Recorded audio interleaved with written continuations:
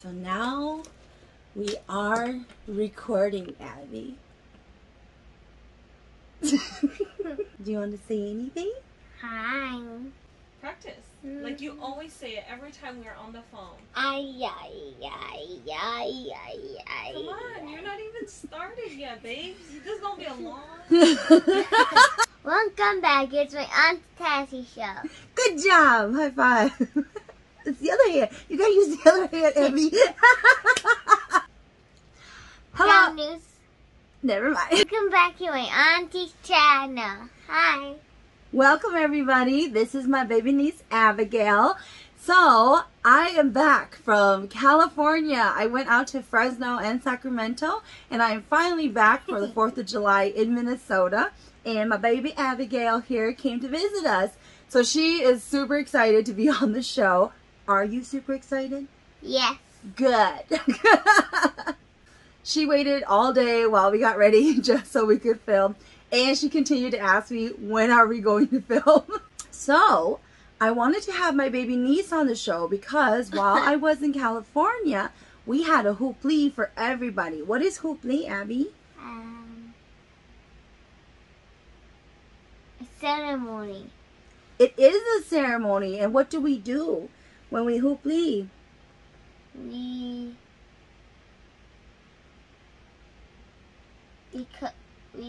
did spirit thing. Yeah. Did you eat your eggs? Yes, I got 4 eggs because my spirit wanted it. Yes. So baby Abby here got 4 eggs because in addition to hooplee for her, we also changed her name. So Abigail actually did not have a Hmong name, and when we did hooplee, her spirit came out that they wanted a Hmong name. What's your Hmong name? Gonu. It is Gao Nu. Yay. And who named you? Grandma. Grandma did name her. So when I hooplee, her spirit came when it came time to calling her, and then they wanted a Hmong name. And after I was done with the hooplee, I turned around, and then there is my mom and her sister, which is Abby's mom, and they were asking me like which name is going to be okay for her spirit that we're actually going to change it to. And so it was kind of funny though, because my mom and my sister were not agreeing on the name. They wanted different names. However, as soon as my mom said her name, Gao Nu, her spirits, I heard them repeat it 3 times. And then when my sister said her name, it was like dead silent. So I was put in a tough position because I knew where my sister was coming from, and that if I was my sister and I had a daughter, I would want to be the one who named the name that I wanted. However, baby Abby here, her spirit wanted the name that my mom actually gave her because it has to do with a deeper meaning. What is you doing, girl? It has to do with a deeper meaning where it came from the grandmother. It's like the love, you know, that it came down. And so she wanted Gao Nu. So you have been renamed Gao Nu. It does involve, for anybody who's never done it before, it involves a chicken. And it involves 3 eggs. You will need 3 eggs for the 3 spirits for them to accept it. So this girl here ate 4 eggs that day. And she was so happy. What's your favorite meal? McDonald's. Okay, McDonald's. You can't say McDonald's. What is your other favorite meal that you always ask for?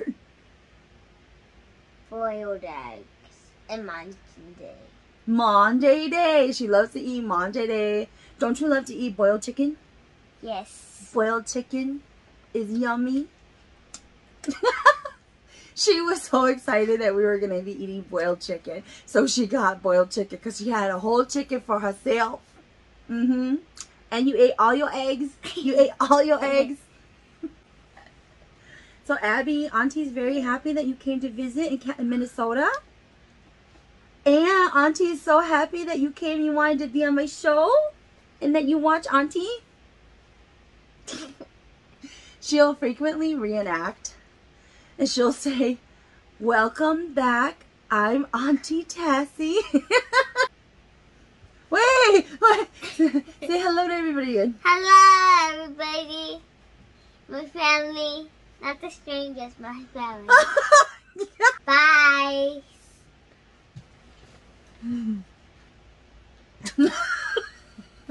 what you want me to do. And another special guest on this episode, you guys, is my little sister, Molly. So, she has been mentioned in many of my episodes, and she frequently writes to me, you effing B. Right, so, frequently, you guys know, I tell a lot of ghost stories that have happened in my life. However, today I wanted to have my little baby sister here, so that way she can tell the ghost story. And this happened because she was actually sleeping over at my house. So, Molly, what happened last night? So I literally woke up around 5 in the morning to get up to use the restroom, and the bedroom is right there, and Oscar, the cat, usually runs away from the side of me because he doesn't like me. You terrorize him? I'm a little too much for him, you know? He doesn't like to be entrapped in my arms. Her face is like in his face all the time. I like to rub my forehead on his forehead, you know, rub my nose on his nose. And she's a stranger to him. But yeah, so he doesn't like me. He usually runs away as soon as he sees me. So he sees me go into the bathroom and he runs into the bedroom. And I'm coming out, I see him on the bed, and I'm like, okay, whatever. And I'm walking towards the living room hallway area, and then I see this huge cat. You can't swear on the channel. Okay. So I'm coming out of the bathroom into the hall area, and I see this huge cat in my way, and I'm like freaking out. I'm a little startled, and I'm like, it's too early for this. And so I'm like running, and I'm kind of like jumping over it just in case I don't want to hit it. But I was just like, oh, that's a big cat doing in the middle. And yeah. So basically, my sister, she is the second sister now who has seen the ghost cat in this house. So I've mentioned in older videos, you guys, that my boyfriend, he used to have a gray Maine Coon, and his name was Gray. And my sister last night actually saw him. I see him all the time. And you did ask me if Oscar ever plays with Gray. And I told you that he doesn't really ever play with Gray, but the only time I've ever witnessed Oscar and I both sensing Gray at the same time, Oscar and I were both laying in bed, and then we felt Gray jump on the bed, and it shook the bed a little. You know, and then Oscar and I, we both looked at each other, and we were just like, okay, we're just going to ignore this now. But yeah, Oscar, he has felt Gray jump on the bed with us. I see Gray all the time walking in and out of rooms. He oftentimes, this may be TMI, but you know what? I live alone with my boyfriend. I'll use the restroom with the door open, okay? And I will see Gray walking towards me, like straight on from my peripheral vision. And I always think it's Oscar. And then I'll turn and the cat's gone.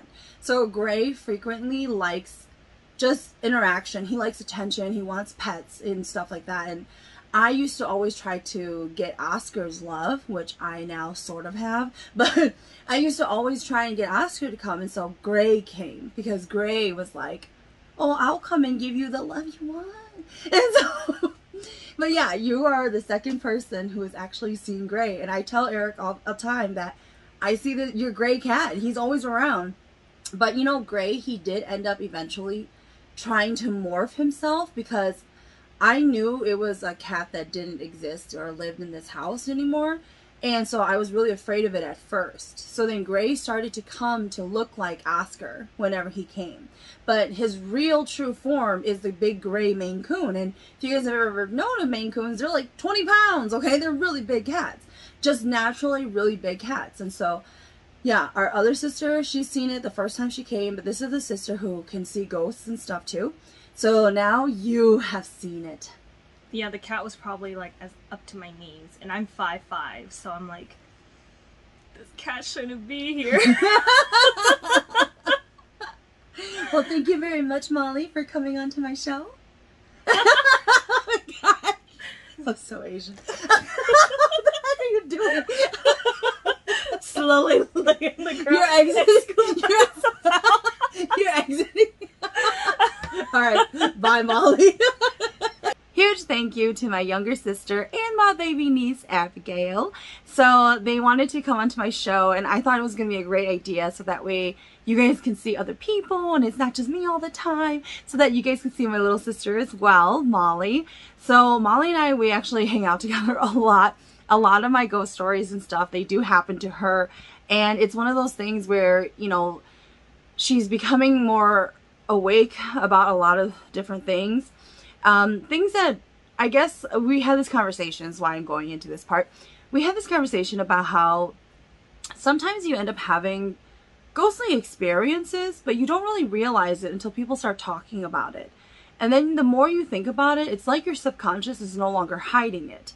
And things come and jump out and you're like, oh my God, like that's what it was, or that's what it is. Because she was taking a nap here. We did a whole 4th of July barbecue here. And she was taking a nap. It was really hot here in Minnesota. So she came inside where it's air conditioned and everybody was outside hanging out. So she was falling asleep and there was a chair across from the couch and she saw somebody sitting there watching her. So it's just one of those things where, you know, you're starting to realize a lot of these ghosty experiences that you are having, but you may not always be aware or don't make anything of it until it kind of dawns on you as you talk about it with somebody else. So again, huge thank you to Molly and Abigail for coming onto my show. All right, ghostly updates from Fresno, Sacramento, all the way back home. So we're going to start off just by saying, lately, okay, I tend to choose early flights. Because even though it really drains the heck out of me, where I'm up at 2, 3 in the morning, because I need to get to the airport at 4 in the morning, and my flight's at 6 a.m., you know, so I actually prefer those type of flights rather than flying at 10 in the morning, because I feel like I waste so much of my day just traveling. So I tend to like to fly in super early whenever I do travel. However, with that being said, early in the morning at the airport, there's not a lot of people. Only other people who are flying out that early are actually at the airport. And then around 6-ish, it really starts to get really busy again. So when you get to the airport really early, there's always so many ghosts there. So, I mean, you know, like, I have this conversation often with my family as well. It just gets to the point where it just happens so much, where it's not a big deal. Like, I was like saying to Molly that it's not something that I want to like tell you guys about every single ghost I saw, because it would be weird. Because it's just like how you step outside of your house and you see people in your neighborhood, you know, like that's not really a great story. It's like, I don't need to hear about all the different people you saw throughout your whole day, you know. So that's kind of what it's like. And it does get to the point where it's you just don't focus on it. It's not important anymore. It's not like a shocker, it's a ghost I saw. No, it's just gonna be there. You know, that's kind of how I see it nowadays. So, however, going to the airport really early in the morning, a lot of the ghosts are actually out. Where do they go, Tassie? They will tend to follow people. Just letting you know. You may get scared of the airport. They tend to do follow people. A lot of times if people are sickly, if their spirit isn't whole, etc., when you're at the airport, you do have a higher chance of gaining an attraction. But it happens if you go to the mall as well. Any big building that a lot of people all enter, what do you think happens? Everybody carries all of this spiritual baggage with them. And so that tends to happen if you go to a place where a lot of people also all meet. So it just happens, you guys. I'm not telling you guys to avoid the airports at all. I still go, you know. It's just something to be aware of, and that's really all it is. Whether you go out to the mall, you go out to a restaurant, etc., it is just being aware and making sure your spirit is whole and trying to protect yourself when you do go to these places. Now, I will say this as well. I was supposed to tie a string on me before I even got on the plane, and I really didn't. It was just one of those things where my spirit guides kept nagging me, literally, make sure you tie a string on yourself before you leave. And I didn't listen, and so here I am. I go to the airport, I get on the plane, we're flying out. And whenever I go to Fresno from Minnesota, I always have to catch 2 flights. So on my first flight, or was it my second one? Anyways, I was on the plane, and I was falling asleep, I'm a person who prefers the aisle or the window seat, but preferably I would rather be on the aisle. And so I was there and I was falling asleep, and then I heard my own voice. My own voice started yelling at myself, get up, wake up, like get up right now. And all of a sudden I felt like I was slowly starting to waken up, and then all of a sudden I felt something brush against my leg, and then I opened my eyes and there was nobody there. You know, like the flight attendants, they were not walking up and down the aisles, nobody was moving near me. I just felt something brushed up against my leg. There are a lot of ghosts as well on the flight. Personally, I will always try and refuse to go to the bathroom, because if you go to the bathroom on a plane, you are going to have a ghost sit on you. So I'm just saying. Okay. There is no way around that, okay? There are ghosts on the plane too, like snakes on the plane. Okay? No, there's just there's gonna be ghosts there, you guys. But that's why personally I don't like to go to the bathroom, because of the ghosts there. I just feel like I'm really vulnerable when I'm trying to use the bathroom. I don't need a ghost sitting on me or trying to touch me or right up against me, because there's just nowhere else for them to go. You know, I'm okay. So I will sit there for 3 hours straight and not use the bathroom and just wait until we get out. And then the first thing I do is run for a restroom. It is a lot better for myself being in a bigger space where even if there was a ghost, it's standing in the corner. It ain't like sitting on top of you, okay? I'm just saying. Now, I need to quit telling y'all my secrets, because when I was in Fresno, we went to this restaurant. It's Huanglan.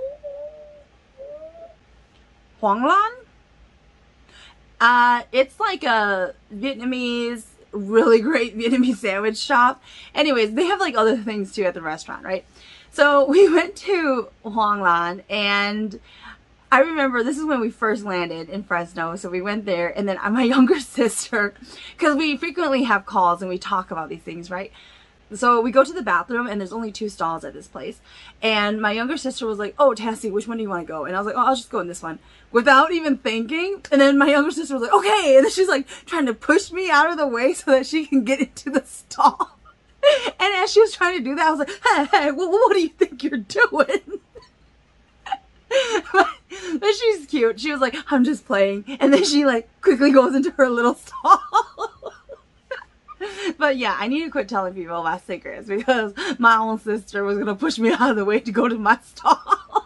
Now, Fresno is the devil's pit. It's like, so you know, like I love that dry, hot heat, right? No, Fresno has humidity, you guys. I was not prepared for the humidity in the valley. It's very humid there, and it's 110 degrees. We were like dying. It was just like the sun just drains you.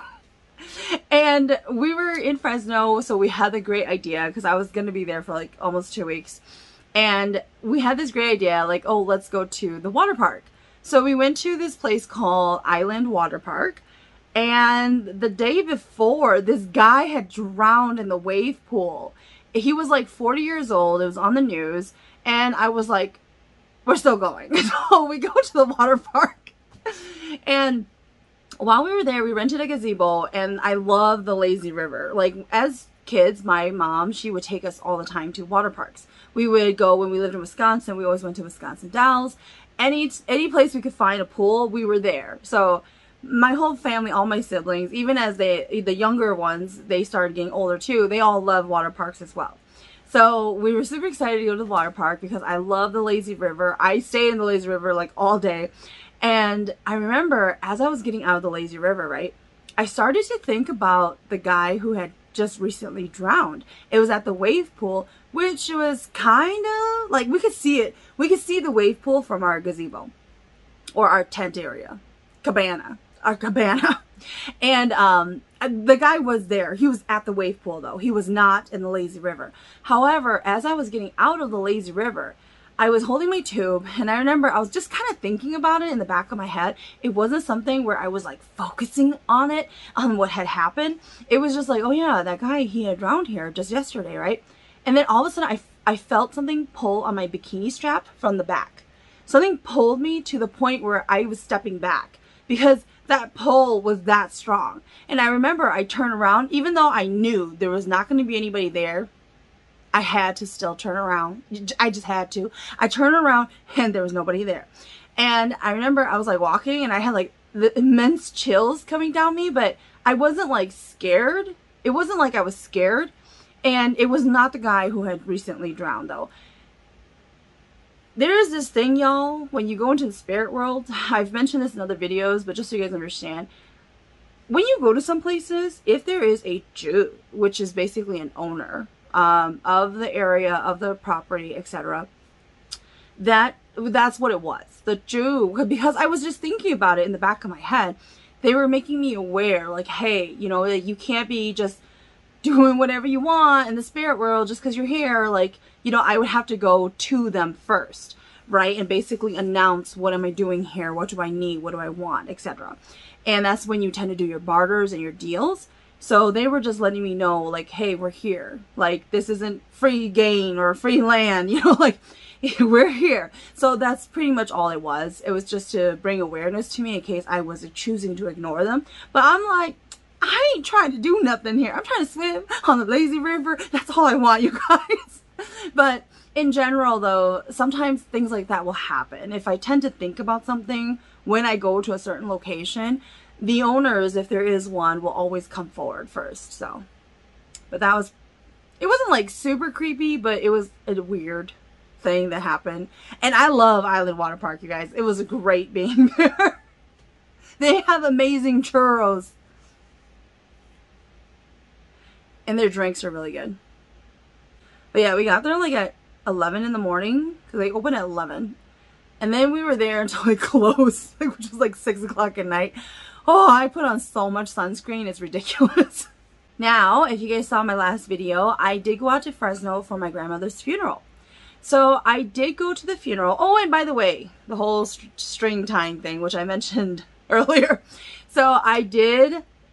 It was the day of the funeral. I finally tied the string on my leg, right? And so we go to the funeral, and it wasn't terrible, but I could see my grandmother. What she was doing, she was staring at her flowers. She was walking around looking at people. There were other ghosts at the funeral as well. However, usually when I'm at the funeral home, I will start to get really strong pains in my arm, in my leg, on my side. And then they brought out the flute and the drums.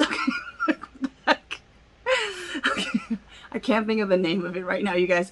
But there is this Hmong flute that they play at the funeral. And then they also have the drummer, right? So they're doing that. I hear the name. They're saying the name to me. Kain? I'm just gonna move on, you guys.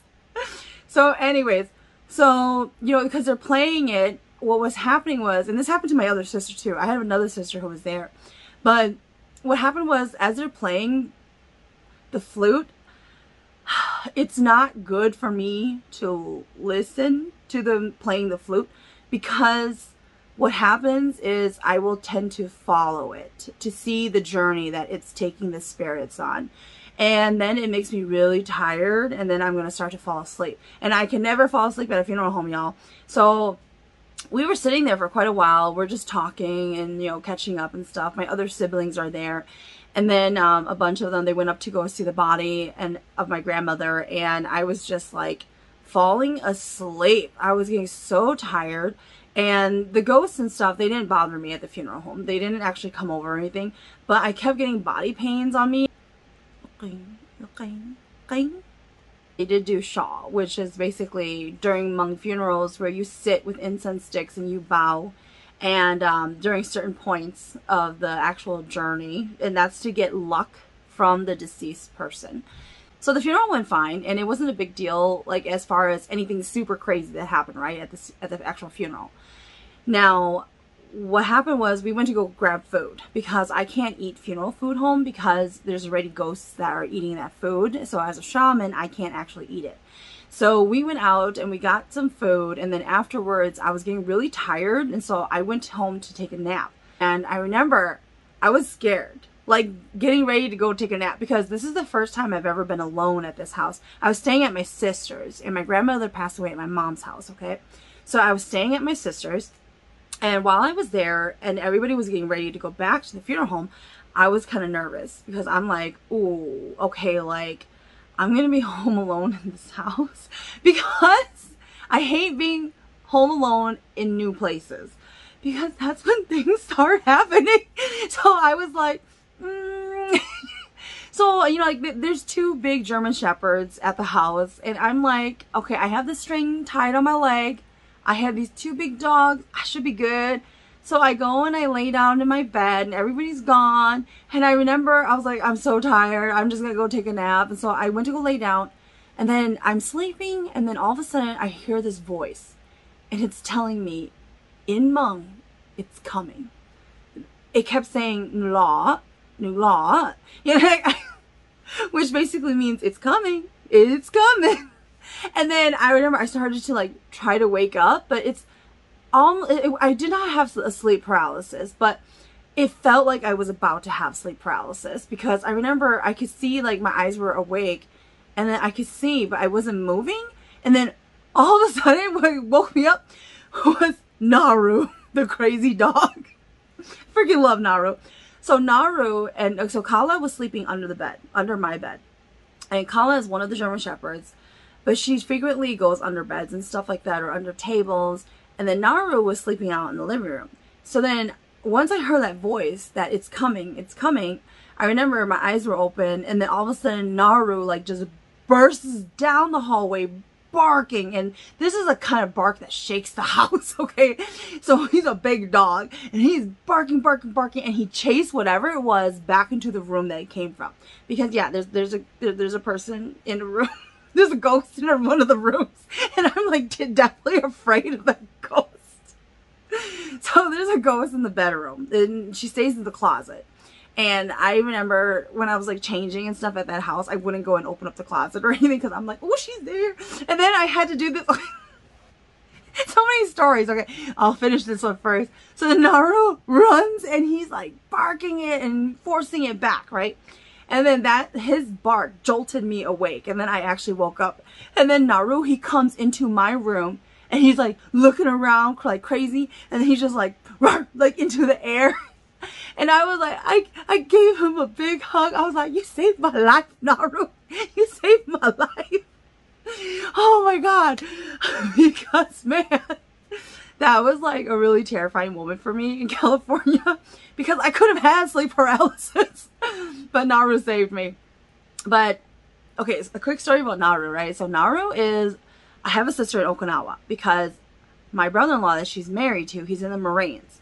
And my sister gave Naru temporarily to my other sister to watch until they come back to the States, which they're coming back this summer. So Naru, when he was younger, my same sister there, she had a ghost woman in her house upstairs.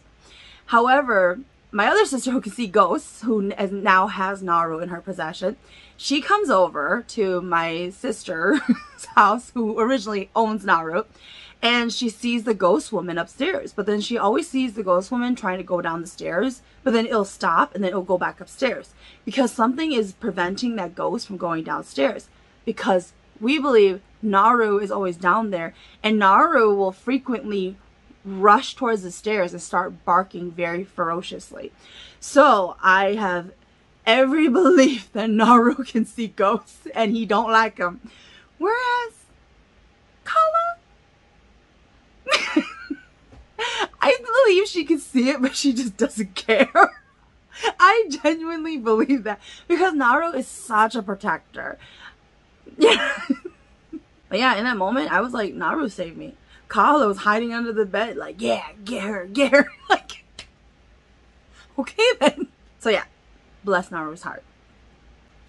Now, I remember when I was in California, I talked to my mom a lot about the passing of her mother. And so it was just one of those things where she would ask me like, oh, has grandma around, right? And I told her, I was like, you know what's weird? I only sense grandma at your house at night, because they live in the same vicinity, the same area. And I was like, I only sense her here at night. She only comes home at night. But then during the daytime, she waits for the sun to rise. And as soon as it rises, I was like, she disappears. And I was like, I don't know where she goes though. And then all of a sudden, I see her gardening. And I was like, oh, she keeps going to Otay. So she keeps leaving as soon as the light comes up and it's sunny. She goes off to go and do gardening, right? And then my mom goes, oh yeah, because at night I call her to come eat. And I'm like, why would you do that? Okay, I know it's her mom, right? That's what you would naturally do. But for me, I'm like, and then my mom tried getting me to go over to her house. I refused to go to her house because she was like, oh, why don't you come over? And I was like, no, mom, no, I'm good. I am gonna stay here. And my mom was like, why won't you come over? I was like, because I don't want to see Granny. And it's just like, I saw her once because we were all leaving to go to a restaurant. And we were waiting around. And my younger brother, he lives with my mom. So we were hanging out outside the front door, waiting for my younger brother to come out. And then we would all leave together. And I remember I saw my grandma through the screen door. And she's like looking at us. And I'm like... My baby niece Abigail, she's like watching me like, what's wrong with auntie? Because I'm like... because I'm trying not to make eye contact with her, but I keep having to keep her in my vision in case she starts moving towards me. So yeah, it was kind of bad, but you know, like, that's what I do, y'all. That's what I do, just in case they start to make movement. If they make movement towards me, then I know what I need to do, which is run and ditch everybody behind. So then I was also talking to my mom about my grandma, and my mom said to me, she was like, oh, you know, I think you're right. Spirits do come and get you. And I remember I looked at my mom like, really, Mom? You're going to say that to me? Like, okay. And then my mom was like, because it's one of those things where she's never experienced it. You know, it's, you know, you can hear me say all sorts of stuff, right? But until you experience it too, and then you're like, oh, that's what Tassie's talking about. But when it came from my own mother... So I was like, yeah, Mom. And she was like, no, because your grandma, towards the end of her life, she kept talking about spirits that she kept fighting off because the spirits kept coming to take her. And she was so tired of fighting them all the time. And she would talk about them at the end of the bed. She would always reference them. And my mom thought she was just going kind of crazy, you know, like, okay, you know, it's okay, there's nobody here. But then my grandma was always referencing these spirits and how they kept coming and how she's so mad at them and she's so tired of fighting. And I'm just like, yeah, Mom, they really do come, you know, but it is true in hindsight. It's different when you actually experience it and witness it and see somebody else going through it. But spirits do come and get you, okay? Now, the last thing before I go, you guys. So when I was in Cali, you know, I mentioned this with Abigail, we did do a hoopli. So it's been a while since my family, my mom and my siblings have had hoopli done with the chicken. So since I was out in Cali there, I did bring my instruments and then we ended up doing a hoopli there. Now, as you guys know, I did a video on how to read chicken feet, etc. During that video, that was just earlier this year. I think in March or February, we actually did it. February. We did it in February 2021. So I hoopli at the time for me and my older brother and my younger sister, etc. And so I was like, okay, we're just going to hoopli for other people, right? But then things started happening where I'm like, okay, now I need to include my younger sister again. And so it's just... So we did a hoopli, but we didn't include myself this time because we already did it with the chicken earlier this year. So then now I'm doing it for all of my other siblings. And I remember there's so many of us. We're counting eggs. Like, how many eggs do we need? Like, do we have everybody? Because we're including, like, you know, like my sister, their children.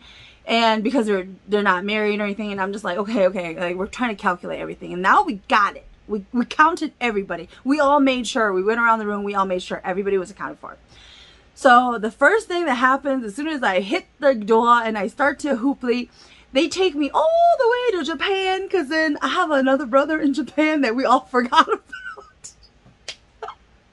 So that was the first thing that my spirit guides took me to. I'm like, I don't even know why we focus so much on counting. I should have just hoopli and just see what names come up and just yell at people, throw an egg in, throw an egg in.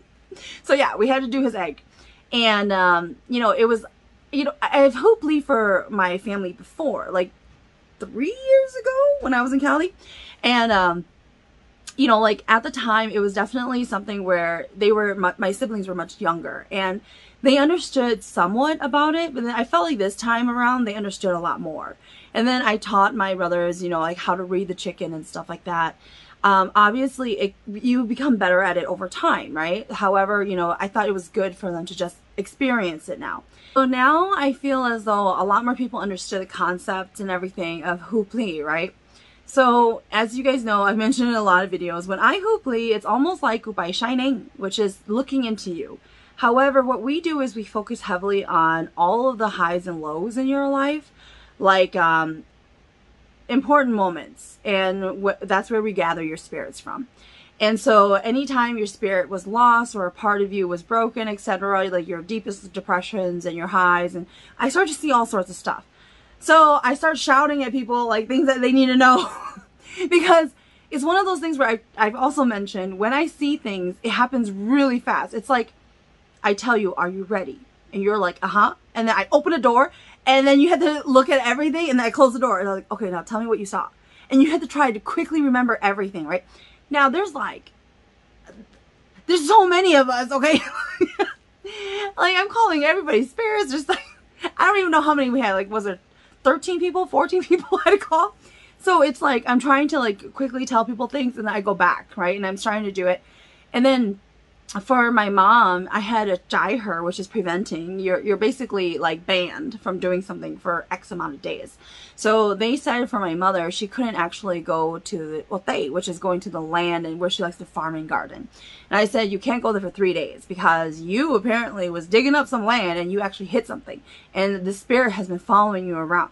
And whenever you go in ote, your spirit tends to wander. So you can't go there for 3 days. And then that's when Abigail, her spirit, came out and said that, hey, we need a Hmong name because we don't have that, so we're not whole. Now, I will say this, you guys, I do have nieces and a nephew that is half Korean. They do not have a Hmong name. However, their spirit is content where they don't need a Hmong name, so they have never had a Hmong name given to them. So I'm not saying every child who is half Hmong or a part Hmong, they need to have a Hmong name. That's not the case at all. It was just in the situation of my niece, she wanted the Hmong name to tie her to the family. And so that's what we did for her. And there was just a lot, y'all. A lot of stuff that happened when I did the hoopli. But the best part, so you guys, I have an older brother. And whenever I hoopli for him, remember my hoopli video, I talked about how his kwaneng, they always want money. They always want money. So I remember after we hoopli, right, I jinxed myself because I was like, this is so nice not having to burn money for once. Because my older brother, we didn't include him in this hoopli because we already did it for him and myself earlier in the year. Well then, as soon as I go on the second round, and the second round is always the easiest. It is like butter, like cutting the knife through butter. It is just so easy. However, everything started going wrong because there's this point when I'm hoopling and I call in the ancestors for the house and everything like that. My brother heard it and he came and he was like, hey, I count as family. If you're going to call everybody, you call everybody. You're calling me. And I was like, oh no. So yeah, I had to burn money for him and I had to include him now into the hoopli thing. Oh my God. And then I was like messaging my brother afterwards about how, oh, so we hoopli for the family. He was like, oh, that's good. I was like, guess who showed up? And he was like, who? Like, who came? And I was like, you did.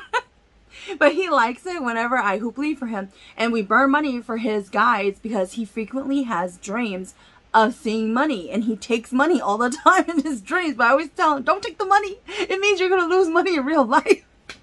But his spirit guides, and here's the thing, okay, with money.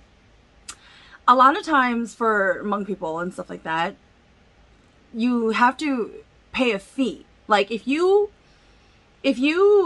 like, you know, did something terrible to another clan, they will charge you a fee and you have to pay for it. Kind of like that. You have to pay late, you know, like it's a bill, you got to pay for it. And so with his spirit guides, you know, like I've mentioned, spirit guides can be very dramatic, very dramatic. And they always demand money. And so my brother was like, are they poor? Like, is something wrong? I was like, no, your spirit guides are actually very wealthy. However, to them, they will feel a little, just a little happy that they got some money. It's about the respect. That's what it's about. It's not that they need the money. It's that we should be doing this for them because they want more. That's why. They want to rise up. So that's what it is, basically. So to appease them, they want you to burn money for them, that you're acknowledging them, that you're giving in to it. That's what it's about. Yeah, I just couldn't believe they showed up. I was like, come on. All right, you guys, this was a really long video. It was longer than I thought it was going to be. So that is a little bit summary of my trip out in Fresno and Sacramento. Fresno, it was just so hot in Fresno. It was so hot and humid.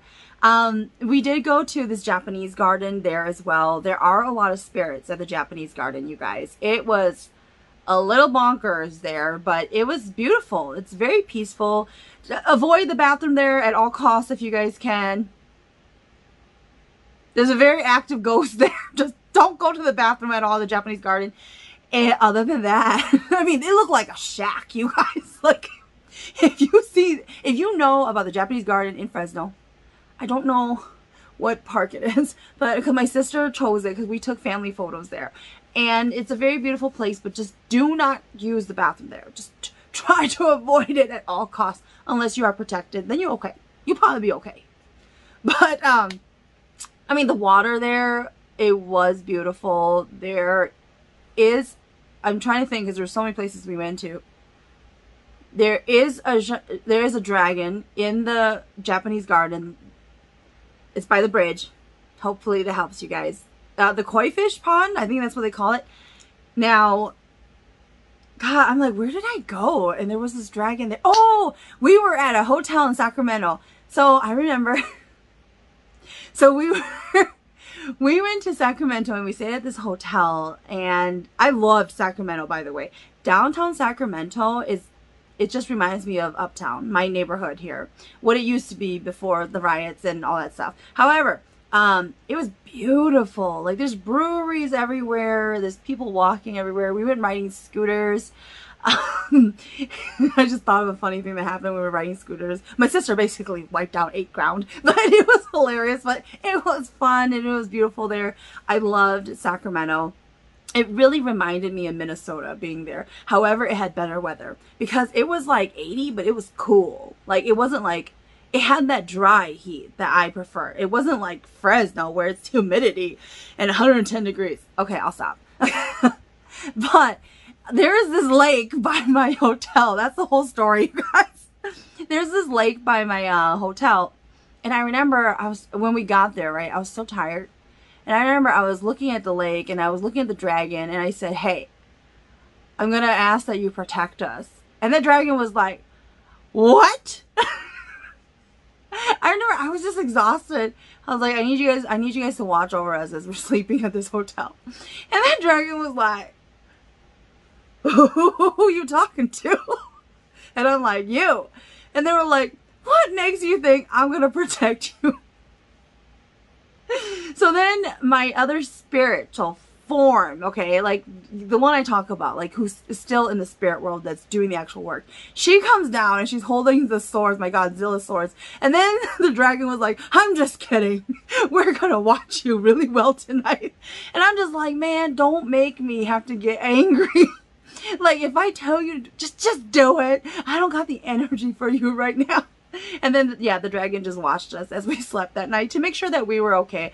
I'm just gonna tell you guys this. I don't do this often. It was just one of those things where I was looking at the lake and I had this urge where I'm like, no, I need to ask for that dragon to make sure it watches us and it's gonna be responsible for us that night. And it's not something that I've ever really... Yeah, I've done it before where I did ask, but it was a boating situation where I went sailing. This was out in Wisconsin. Why can't I remember the name? But it's like this hot place that everybody goes sailing. Because I had a coworker who actually had a sailboat, and he took me out sailing, and we swam in the Superior. Anyways, that's another story. But I can't think of the freaking name, but it's in Wisconsin. It was all those islands. But yeah, so I did have that dragon watch us that night, and I don't know why. It was just this feeling where I'm like, you know, like I don't know. Oh, and another thing is, before we went on our trip where we flew to California, right? There was this guy who came up to me and he asked me for a cigarette. And my sister was just like, because she was like doing this because she knew I was going to offer him a cigarette, and I would take his thanks, right? And so I was like, it's like meant to be. But I honestly think that taking his thanks really, really helped us on our trip to California, because we almost didn't make our next flight because there was an issue with the landing, and you know, like suddenly they have to work on the plane for a little longer, and it really delays your trip. So she was freaking out that we were going to miss our flight. So yeah, it really helped us, and we made it with plenty of time to spare. All right, you guys, such a long video. I will talk to you guys next time.